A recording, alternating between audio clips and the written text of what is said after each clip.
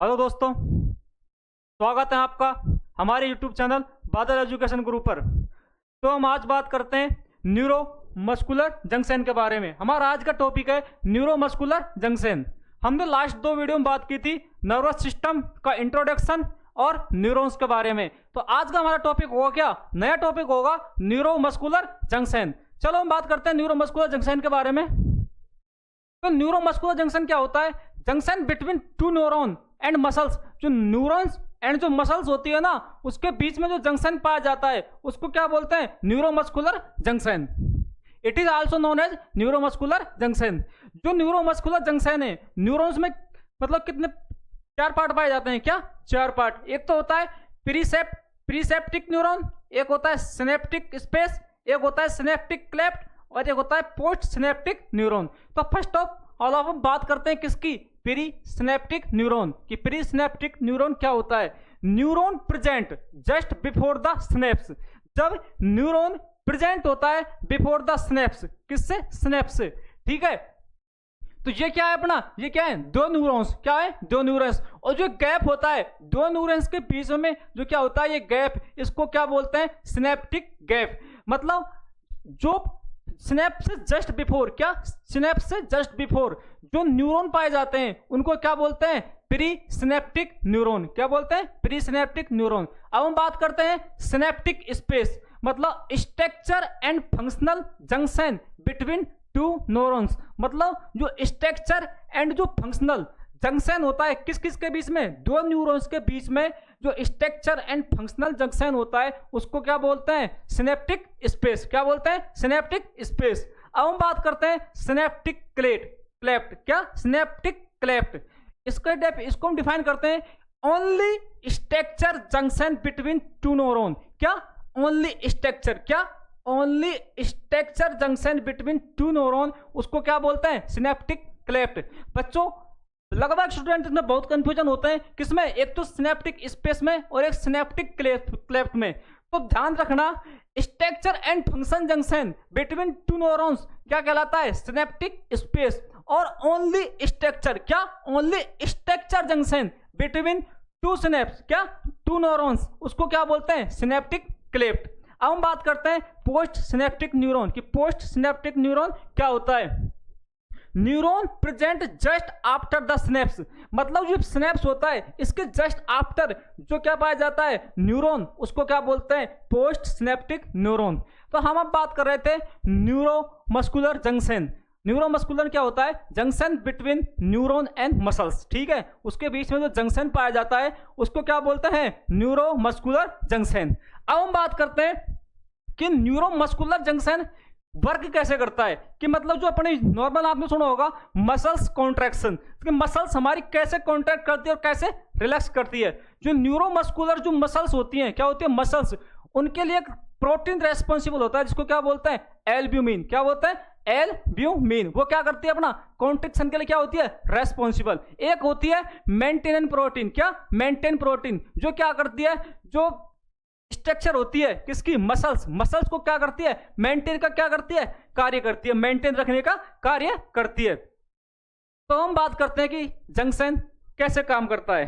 ये तो क्या है आपका? एक सिनेप्स। क्या है? सिनेप्स। क्या है? सिनेप्स या फिर न्यूरॉन्स। क्या है? न्यूरॉन्स। ठीक है, जब क्या होता है न्यूरॉन्स, मतलब जब मैसेज और इंपल्स क्या होते हैं, जब तक कोई भी मसल्स जब तक कॉन्ट्रैक्ट नहीं होती, जब तक एक न्यूरॉन से दूसरे न्यूरॉन में क्या नहीं होते? मैसेज का क्या नहीं होता? ट्रांसफर। जैसे ही मसल्स में, न्यूरॉन्स में मैसेज और इंपल्स का ट्रांसफर होगा तो मसल्स क्या करेगी? कॉन्ट्रैक्शन।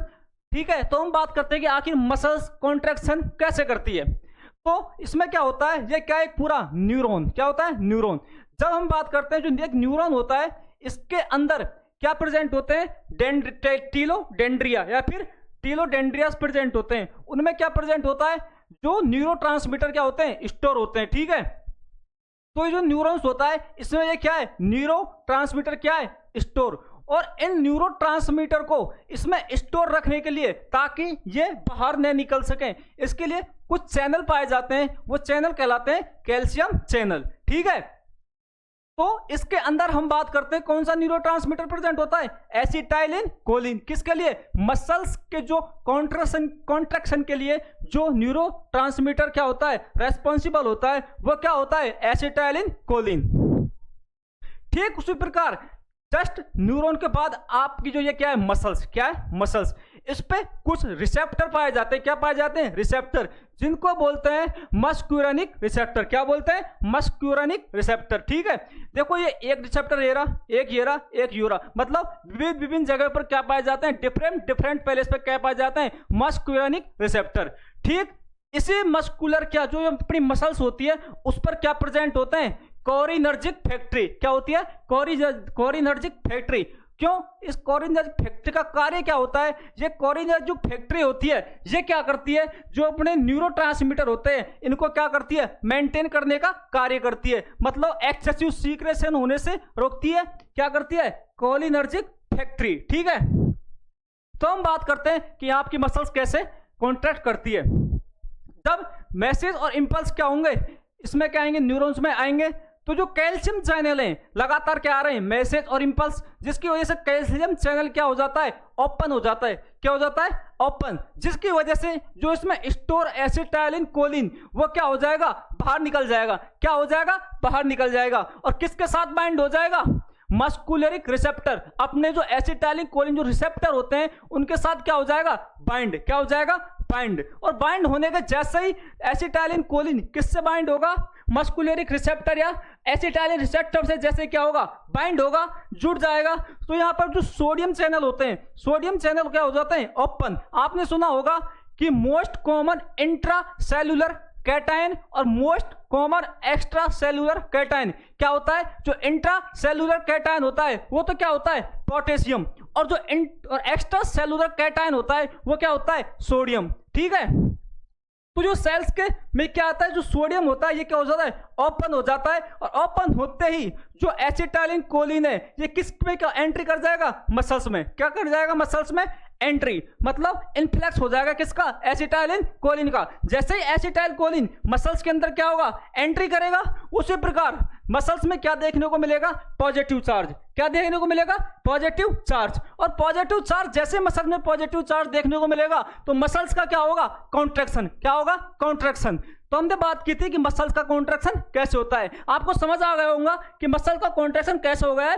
ये पूरी पैथोफिजियोलॉजी होती है मसल्स के कॉन्ट्रैक्शन के लिए। हम बात करते हैं कि हम पैथोफिजियोलॉजी पढ़ेंगे कि कैसे होता है मसल्स का कॉन्ट्रैक्शन। आओ देखते हैं पैथोफिजियोलॉजी की जो न्यूरोट्रांसमीटर होता है वो कैसे कार्य करता है। जब क्या होता है, arise message impulse from neuron.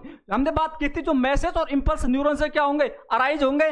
तो ठीक जो कैल्शियम चैनल किसके अंदर था, न्यूरॉन्स के अंदर क्या थे, कैल्शियम चैनल, वो क्या हो जाएंगे, ओपन हो जाएंगे। देन कैल्शियम चैनल ओपन होने के बाद एसिटाइलिन कोलिन आर रिलीज, और एसिटाइलिन कोलिन क्या हो जाएगा, release. So acetylcholine bind with receptor, और जब एसिटाइलिन कोलिन किसके साथ, एसिटाइलिन कोलिन जो रिसेप्टर के साथ क्या हो जाएगा, बाइंड, देन वहां पे क्या उपस्थित थे, सोडियम कैटायन, ये क्या हो जाएगा, ओपन। क्या हो जाएगा, ओपन। और इसकी वजह से इस इंक्रीज पॉजिटिव चार्ज, और जो पॉजिटिव चार्ज है वो क्या हो जाएगा, इंक्रीज।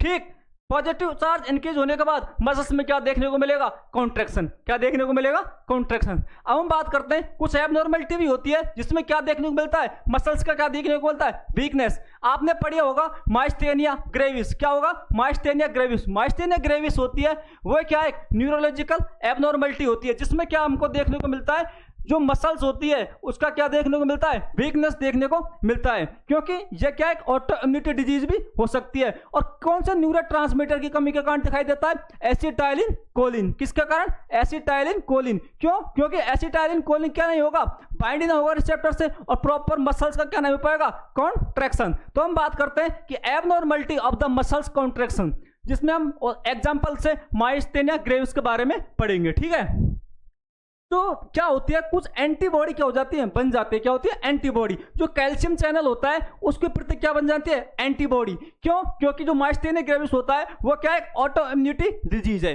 तो उसमें क्या होता है, जो कैल्शियम चैनल होता है वो कहां पे स्टोर होता है, न्यूरॉन्स में, उसके प्रति क्या बन जाएंगी, एंटीबॉडी। ठीक है, तो उसकी वजह से क्या होगा, मैसेज आर अराइज, मैसेज और इंपल्स तो क्या होंगे, अराइज होंगे। ठीक है, एक न्यूरॉन से, बट जो कैल्शियम चैनल क्या होते हैं, नॉट ओपन। क्यों? क्योंकि उसमें क्या बन जाती है, एंटीबॉडी, और वो क्या नहीं कर पाती, कैल्शियम चैनल को ओपन नहीं होने देती है, जिसकी वजह से जो एसिटाइलिन कोलिन है, एसिटाइल कोलिन क्या नहीं होगा, रिलीज नहीं होगा। ठीक, जब एसिटाइलिन कोलिन रिलीज नहीं होगा तो वो क्या नहीं होगा, बाइंडिंग नहीं होगा, किसके साथ, रिसेप्टर के साथ। जब रिसेप्टर के साथ वो बाइंड नहीं होगा तो नॉट ओपन सोडियम चैनल, जो सोडियम चैनल होते हैं वो क्या नहीं होंगे, ओपन। नॉट इनफ्लक्स, मतलब जो एसिटाइलिन कोलिन है वो क्या नहीं होगा, इनफ्लक्स, एंट्री नहीं होगी, और वीकनेस ऑफ द मसल्स, अर्थात जो मसल्स का क्या नहीं होगा, कॉन्ट्रैक्शन, क्या नहीं होगा, कॉन्ट्रैक्शन। और पेशेंट किससे ग्रसित हो जाएगा, माइस्थेनिया ग्रेविस। किससे, माइस्थेनिया ग्रेविस। सिंपल शब्दों में समझाऊं, मान लो एक दरवाजा है, ठीक है, क्या है, दरवाजा, एक मकान है, सूना सारा मकान है, उसमें कोई नहीं है, उसके अंदर ओनली एक लेडीज रहती है, ठीक है, और ये रात का टाइम है और दरवाजा क्या है, खुला, क्या है, खुला।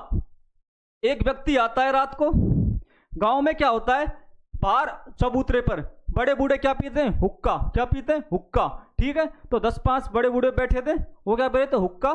और वो रोज देखते हैं कि एक व्यक्ति आता है और दरवाजे को खोलता है और अंदर क्या उठता है, कमरे में घुसता है और घटना घटाकर क्या करता है, चला जाता है। क्या होता है, घटना घटाकर चला जाता है, ठीक है।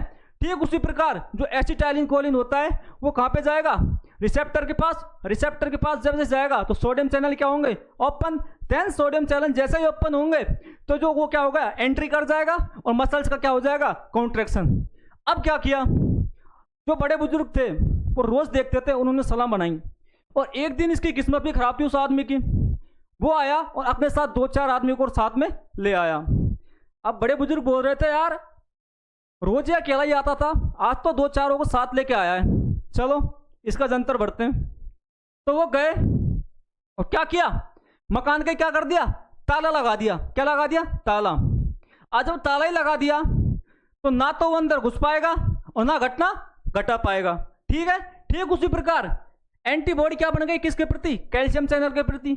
ना तो कैल्शियम चैनल क्या होंगे, ओपन, ना एसिटाइलिन कोलिन क्या निकलेगा बाहर, और ना किससे बाइंड होगा, रिसेप्टर से, और नॉट ओपन कैल्शियम चैनल, और कैल्शियम चैनल क्या नहीं होंगे, ओपन।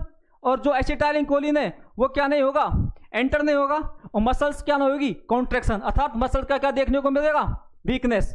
तो माइस्थेनिया ग्रेविस में मसल्स का क्या देखने को मिलता है, वीकनेस। और जो माइस्थेनिया ग्रेविस होता है, क्या, माइस्थेनिया ग्रेविस, उसका जो अर्लीस्ट साइन होता है, क्या, माइस्थेनिया ग्रेविस का अर्लीस्ट साइन सिम्टम होता है, वो दिखाई देता है हमको टोसिस। क्या, टोसिस, क्या दिखाई देता है, टोसिस। क्यों, क्योंकि इसमें जो आई की जो आईलिड होती है, क्या होती है, आईलिड, उनमें क्या देखने को मिलता है, कॉन्ट्रैक्शन नहीं देखने को मिलता है। क्या, कॉन्ट्रैक्शन देखने को नहीं मिलता है, किसमें, आईलिड में, अपर आईलिड में। किसमें, अपर आईलिड में क्या देखने को मिलती है, वीकनेस, जिसकी वजह से जो अपर आईलिड होती है वो डाउनवर्ड, क्या, डाउनवर्ड क्या हो जाती है, झुक जाती है। किसकी वजह से, माइस्थेनिया ग्रेविस। ये इसका क्या होता है, अर्लीस्ट साइन सिम्टम। अब आप एक एज ए नर्स, आपकी क्या रेस्पॉन्सिबिलिटी है कि एक पेशेंट जिसकी आईलिड क्या हुई है, झुकी हुई है, और फेस में क्या देखने को मिलता है, वीकनेस देखने को मिलता है, और जो क्या होता है, स्वेलिंग में क्या होगी, डिफिकल्टी होगी। तो आप एक नर्सिंग ऑफिसर हो और इस माइस्थेनिया ग्रेविस को असेस करने के लिए कौन सा टेस्ट परफॉर्म करोगे। तो जो माइस्थेनिया ग्रेविस होता है उसको असेस करने के लिए हम एक टेस्ट परफॉर्म करते हैं, जिसको बोलते हैं क्या, टेंसिलोन टेस्ट। क्या बोलते हैं, टेंसिलोन टेस्ट। क्या बोलते हैं,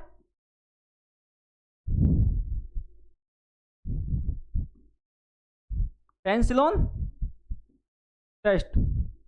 इसमें क्या करता है, जो नर्स होती है, जो भी डॉक्टर होता है, वो क्या करता है, एक एंडोफोनियम नाम की क्या होती है, ड्रग, क्या होती है, ड्रग, जिसको डॉक्टर क्या करता है, 2 mg, कितना, 2 mg एंडोफोनियम। एंडोफोनियम को आईवी लाइट द्वारा, क्या, आईवी रूट द्वारा, और सिलो, क्या, कितने mg, 2 mg क्या किया जाता है, इंसर्ट किया जाता है। क्या, इंसर्ट। देन उसके ठीक 40 से 60 सेकंड बाद, लगभग 1 मिनट बाद, हमको यदि पेशेंट की मसल्स या फिर आई की मसल्स में क्या देखने को मिलेगा, कॉन्ट्रैक्शन या इंप्रूवमेंट। तो हम इससे यह पता लगाते हैं क्या कि जो माइस्थेनिया ग्रेविस पेशेंट क्या होता है, माइस्थेनिया ग्रेविस से क्या होगा, सफर। क्या होगा, माइस्थेनिया ग्रेविस से सफर। क्यों?